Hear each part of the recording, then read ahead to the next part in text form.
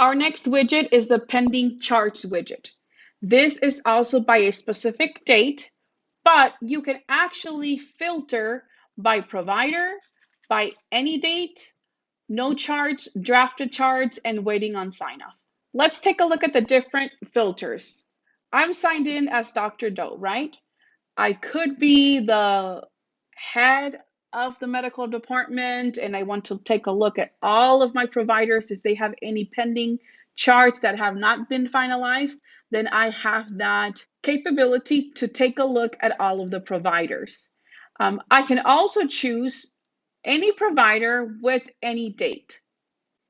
And this is going to give me all of the patients that have been seen by my providers that chart notes were created but have not been finalized. And you can take a look and see there's plenty that we have created as drafts, that we have created as a soap note or etc.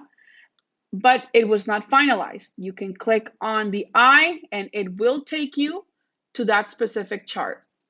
Now, if we go back, let's take a look at those patients who have arrived, but you have not created charts yet.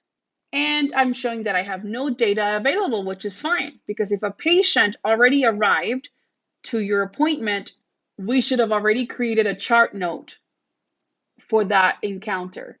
How does the software know that there were no charts available with patients that showed up? It's very important that with all of your appointments that you have,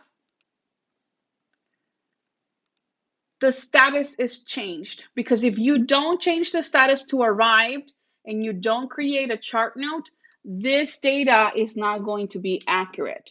So the only way that you can accurately know that there are no charts where there should have been is if the appointment status changed to arrived.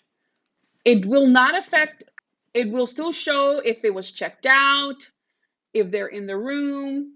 But if you don't change anything and you left them as confirmed or canceled or any other statuses, then the data will not be accurate. Drafted charts are something that you started with but did not get to finish. You started on a patient, had to walk away, it was saved as a draft, but it was not an actual chart note that you have completed or that you intended to keep. So that's, you can take a look at drafted chart notes, and of course, waiting on sign off. This is going to be very important for nurse practitioners or any type of providers that need a supervision or a supervisor signature. When you create a chart note, you can actually send the chart note to be signed off by a supervisor. Once the chart note is finalized, once you create the chart note, you can send it to the supervisor. The supervisor can give you a thumbs up. Then you can go ahead and sign it and you can send it back to the supervisor for a final signature. So that's the way that it works. And if you are a supervisor or providers do send or require that signature from you, you can always come to this pending charts widget, select the filter, click on waiting sign off, and you will see all of the chart notes available that are waiting for your signature as the supervisor.